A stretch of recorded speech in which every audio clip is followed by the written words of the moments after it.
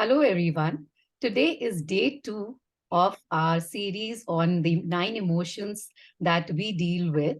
And today's emotion is about joy, laughter, and happiness.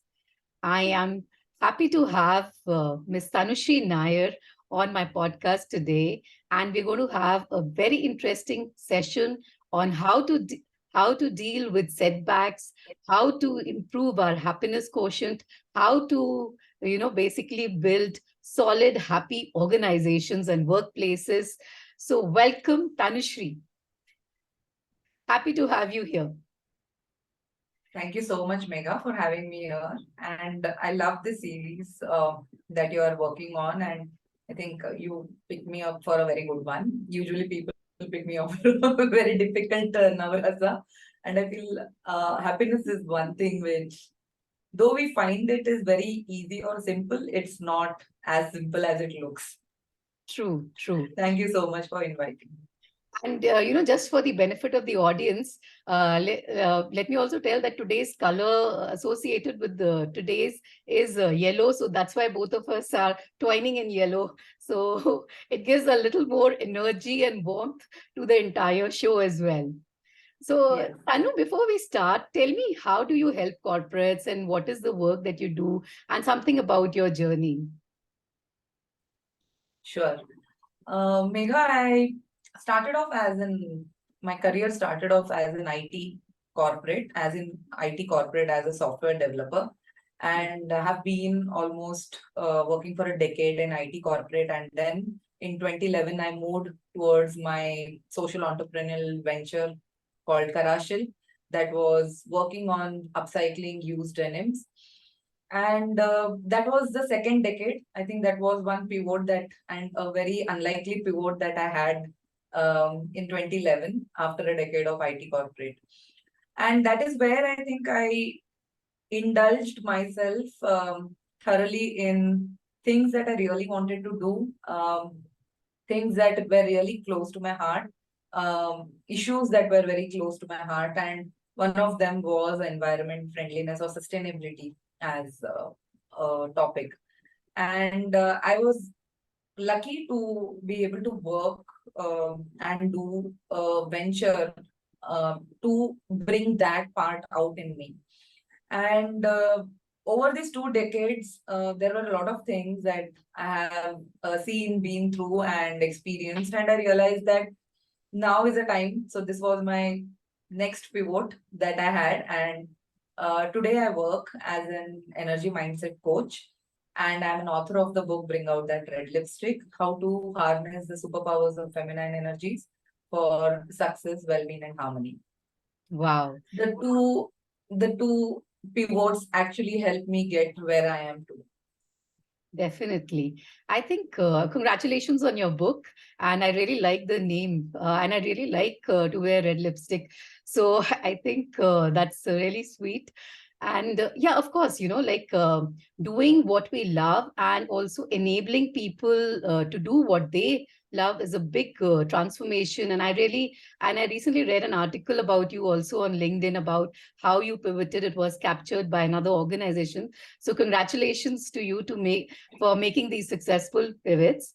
And now we would seek your help to make our workplaces and our lives happier. So my question to you is that, as a child, we feel very excited and very happy, even if we get a small toy. And but as we grow older, the value of happiness loses for us, even despite the fact that we might be having everything, or at least what we aspired at some point in time.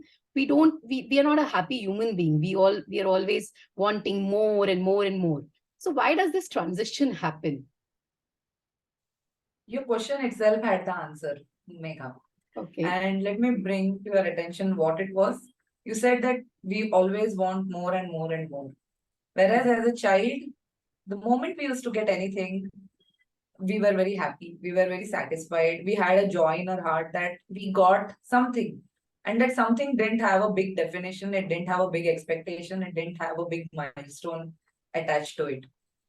The moment we start working on looking at things as a big milestone, which is always happening in the distant future. It's not happening today to Correct. us.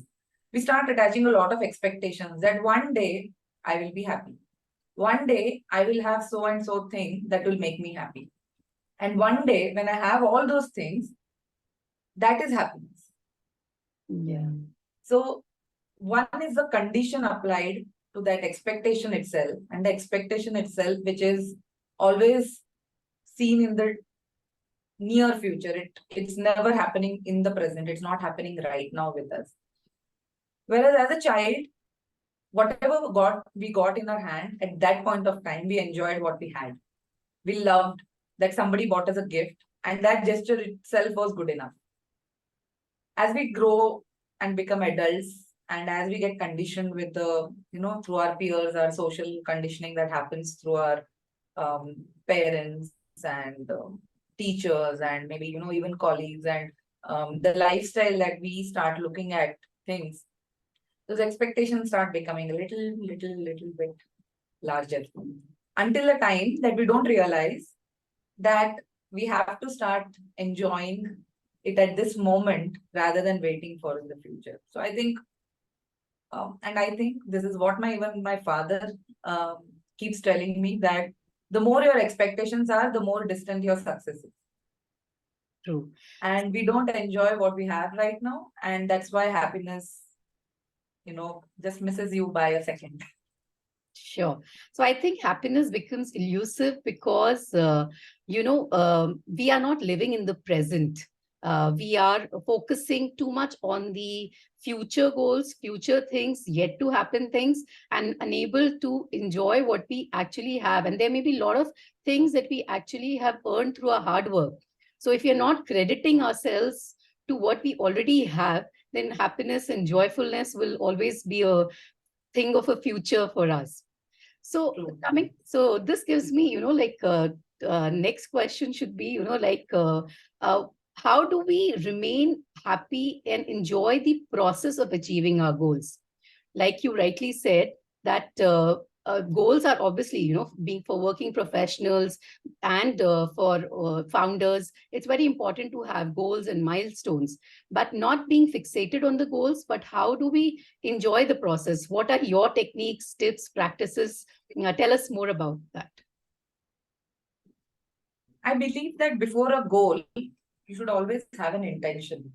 So Okay. it is not just about having goals and targets to achieve, but what is, so what this is like, you'd say I have 4 wheels to my car, and I have a steering wheel. I have everything that goes towards to where I want to go, but who will fill the fuel in that? And the fuel is your intention. Yeah. Your vehicle is a set of goals that you have decided that, I'm going to take my vehicle to this point, this point, this point. And if your fuel is not enough, you might lose steam right in between. So one thing that I always tell people is that, uh, first set up an intention, what you want to do, where you want to be, how you want to be, rather than thinking that this is a goal I want to achieve. What will happen at the end of that goal? What kind of person will you become when you achieve that goal? And then when you look at it, you will see that even your journey or the process that you set to go towards that goal becomes enjoyable. It's not just about achieving the goal. Like they say, it's not just about the destination, it's the whole journey that you take to go towards it. And if both are not compatible, or it doesn't align with the energy that you have, then I can give it in writing that you will lose your interest, you lose your um, alignment to do that job. And most of the times, if you see the end of the year, we write huge goals. Next year, I want to do this, and next year, I want to do this. Half of them get over by the end of by the middle of the year, and by the end of the year, you're again setting up new goals. Some might be old, like, we might pick up some old goals from our last year. But what happens is, we are not realizing that what was the intention. How do I want to become in the next year? If I am at work, if I'm looking out for a promotion, that promotion entails you to be in a certain role, having a certain set of skill sets. Are you prepared to go towards those skill sets? Are they aligned to your goal or personal goal? Do you first have a personal goal and then align to the goals of the company? True. And the reverse way, even the companies have to work, even the organizations have to work towards understanding the strengths and the skills of a person to bring them up to that level. True. So it's a two-way street, frankly. But I think as I have been into the corporate for almost a decade, and I realized where I went wrong later on. It's not wrong, maybe I didn't pay attention to it, but I felt like if I would have realized that, these are the particular skill sets that I have to develop throughout the year, or this is the kind of person that I have to become to get promoted, then I think I would have worked towards it in a more focused way rather than just randomly doing 10 things at a time. Wow. And that scatters of a lot of your energy, and you are not able to point your energy in the right space and time and effort that you need to push it in. And that is why we get half the results. I will not say you'll not get results, but you'll get half the results. And you don't feel satisfied, don't enjoy that thing, and then you feel sad. Or I'd say not very happy about the way it has turned out. Very beautifully captured. I think, like as you were saying, I was also trying to see if what are the places I went wrong. And you rightly said, like New Year is the time when everybody wants to be fit, and within 15-20 days, the gym is half empty. So I think that's very nice. So basically, we need to see how, instead of competing with anybody else, we need to compete with ourselves and become a better version. So if today I'm at version 0, how can I become a version 1, version 2? And what you rightly said, do I have the skill sets? How do I get those skill sets? And how do I get the right kind of, build the right kind of networks to get those things? So only then we will be completely happy and fully satisfied and be able to achieve 100% of our goals instead of, only 50% achievement. So yeah. Now, coming to my next question then, like you rightly said that we should set our intentions, and so what should be, like this journey will never be very easy. There will be setbacks, business plans will fail, some deals will not materialize, so there will definitely be something or the other that might not work as per our plans. So how do we deal with in such situation? How do we deal with these problems? I would like to ask you this question. How have you dealt? If there was a setback, for example, you might have not got the promotion that you thought you will get this year. Sure. Or you have been working on an idea which is not materialized. How have you handled this situation? I would take feedback from my peers and seniors. That's what I do. So just in case of something not happening the way I would want, then I would definitely go and talk. And it's not about getting upset or angry. It is just about trying to understand, what did I do wrong that things did not work my way? Why did the business plan, maybe I missed on certain points. So then I need a mentor to guide me. So then I will ask him or her to help me out. And that's what I do usually. I don't know, right thing, what wrong thing. No, and I think I love your answer, because there is never a right thing or a wrong thing. What works for me doesn't work for you. What works for you doesn't work for me. And we cannot have like a blanket solution for everything. But since you asked about this thing, when we have a setback, or when our plans do not follow the path that we have thought, sometimes it is very important to understand what was the lesson, or if it has been repeating consistently. Has the same failure pattern repeated many a times for you? If yes, then you have to really sit down, open your journal, and write about it and introspect and try to understand where is it coming from. If it has happened multiple times. If it is a one-off case, yes, like you mentioned, you will go and get feedback. And when you're saying when you are getting feedback, means you're trying to learn some lessons out from that situation. True. I think just today I had put up a post on my social media. Failure is not about, so failure is just stepping down from where you were and realigning your target to catapult you to the exact direction that you want to go to. So when there is a failure or where there is a non-acceptance of our idea, we have to understand whether it was in the right space. Is my energy and effort and time going in the right space? If not, what is it that I need to work on? So that is what you said. I have to get feedback to understand where I went wrong. Correct. But honestly, there is nothing called as right and wrong. It's just a perspective for that moment. Correct. It was not meant to happen at that time because that time was not right for your work to get the complete boost. Maybe. True. So it like this example is given most of the time that when Steve Jobs introduced iPhones or Mac products and all, the society or the market in general was not prepared to take such a high design product. They didn't understand how to use it in the first place. So understanding that there is a right time, there is a right space, and there is a right audience waiting for you for your work to happen. And personally, I have been in this situation, and earlier I used to fight it out a lot. Like I tried to work it out. No, it should have happened. Why didn't it happen? I have put all my time, I have put all my best ideas forward, I have put my best foot forward, and why didn't it happen? And then I realized that the moment I started surrendering to the process, that my work is to do till here and the rest is the universe. So people usually say that, all this law of attraction, this, that, and all.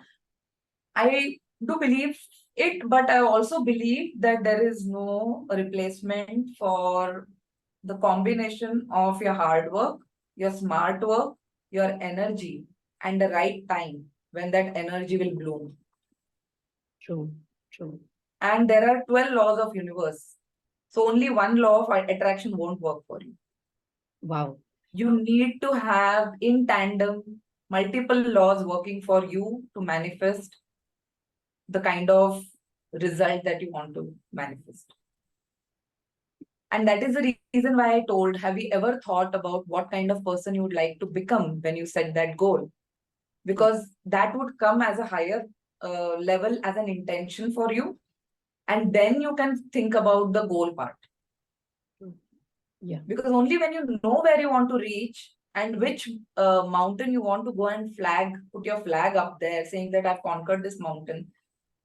Only when you have the the map, you will create that map direction and the pathways to go towards it only when you know where you want to reach. Sure. So, I didn't know that there were 12 laws of attraction. So that will be, another episode which we can discuss. And I always thought it's only laws of attraction and everybody is talking about and doing this and that. But what you rightly said is there is a right time, there is a right methodology, and sometimes things might not work. So what? You keep moving and keep going. So what are the rituals and practices that you would suggest when things go wrong, or to reset our energy? And how do we cultivate that? We should not get an inertia of not doing things. We should always be in motion. So how do we do that? How do we build that happiness and joyful attitude amongst us? So Megha, I have personally been working for almost a decade or two. It was my personal journey. And there were a lot of things that while I practiced, I also knew that it was meant for that phase of life. Okay. And it has moved. And like I said, surrendering is something which doesn't come easy. It is a very simple word, but it is not easy to implement. And hence, the quality of being in your space of awareness where you know that these are the things. So I usually use this. I had written a post about it in LinkedIn too recently about the circle of concern, like the circle of control, the circle of concern, circle of influence that you have. So you only have control over a certain circle, and that is I, my health, what I see, what I hear, what I smell, what I sense, uh, what I can do for others. So where my efforts can go, or what I can do with my uh, awareness. Rest all that comes is your circle of influence, your friends, your family, your husband, your wife, your kids, your relationships, your friends. Everyone else comes in your circle of influence.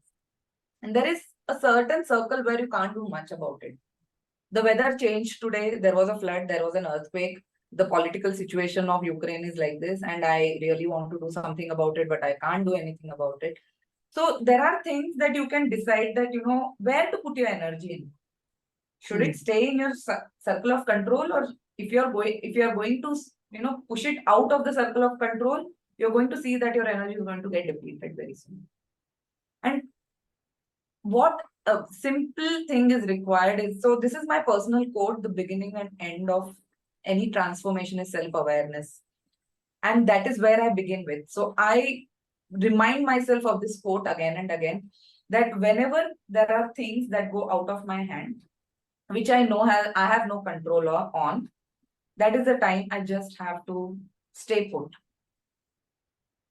So, like you said, the Navarasas, right? The Navarasas are born out of bhavas. Bhavas means they are the conditions. Correct. So, a certain emotion is born when that condition comes into picture, when the trigger comes into picture. And our reaction to these conditions are subjective of the experience of how we feel these feelings. It might last for some seconds, it might last for a week, many days, maybe a month. It depends on how much memory your body holds about that emotion. Similarly, if we are stuck in a certain emotion for a long time, it's just a moment of awareness and attention that goes towards it to say that, hey, I'm not feeling good about this. Okay. The moment you acknowledge and accept it, is that's where your, the shift will start happening. The moment you look at it and just say that I agree, I'm not feeling good about this, I'm upset, I feel jealous, I feel envious, any of those negative emotions, if you feel, I feel disgusted, I feel disappointed, yes, that's it. The moment you take that into account, you will see that you will have the tools to move out of that emotion immediately. I prefer I have a very high energy intensive kind of work. So when I do coaching, I have to listen a lot. And with that listening comes a lot of absorption. I might end up absorbing a lot of the other person's energies also. And the way I reset myself is to just step back and just look at momentarily how much time do I have to take my relaxation breaks. So I put my me time breaks. So earlier I used to work at a stretch. Okay. And then I used to realize I'm feeling drained out. So now what I do is, throughout the day, I put up my mindful pause breaks. These breaks, you must be very familiar. If not, then you can use a Pomodoro technique, where you can keep a 20-minute timer on any of your gadget. And after 20 minutes, so what I do is I use that for my me time break or my mindful pause. I keep the 20 minutes, and the moment it starts ringing, I just step out from the place of my work and I just go out somewhere. It might be, I mean, since I work from home, most of the times I just go to the balcony where I have put up a small garden. I just look at my plants, just touch them, feel them, or look out somewhere outside and just come in. That shift helps me to just regain my energy, composure back. The second thing that I feel is very important is sleep. You don't sleep in the middle of the night. You just sleep when the sun goes down. Technically, as our biology says, that our biological functions start going down when it is sunset, and when it is sunrise, our biological clock or biological systems are at the peak. If you just try to reset yourself back to the nature, the natural cycle. So I understand that with the advent of electricity, light, tube lights, and everything, that helps us to keep awake for a little bit more longer time. If you can just put up a timer saying that 9:30, 10, maybe 9:30 is too early, 10. 10 is where you have to have a hard stop and start going off to sleep. And before that sleep, the third point, you can shut off your gadgets for an hour before you're sleeping. So that helps you to get into your evening cycle very easily. And I was a nocturnal person. I used to work at night more and less in the morning. Now it's completely reversed. And it just helps my system because I've realized that I get a lot done in that much time, which I don't need to sit up for in the evenings. Sure. Wow.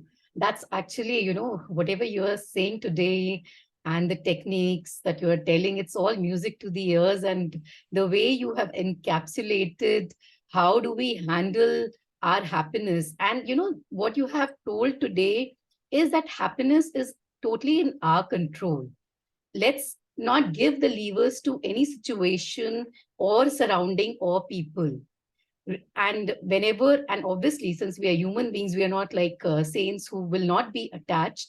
We can just reset it through the by aligning with the natural clock, or by adjusting our sleep cycles. And if you could do it being a nocturnal person, so obviously others can also follow these habits, and has a benefit on health also. So it has been There is a bonus tip, Megha. I would like to give this bonus tip also. Use the nature as much as possible. Okay. If it means that you cannot get out for a long time, if you have any option or any facility where there is a green grass or a lawn nearby, just walk barefoot on that for some time, and you will see that all these impulses will neutralize. Wow.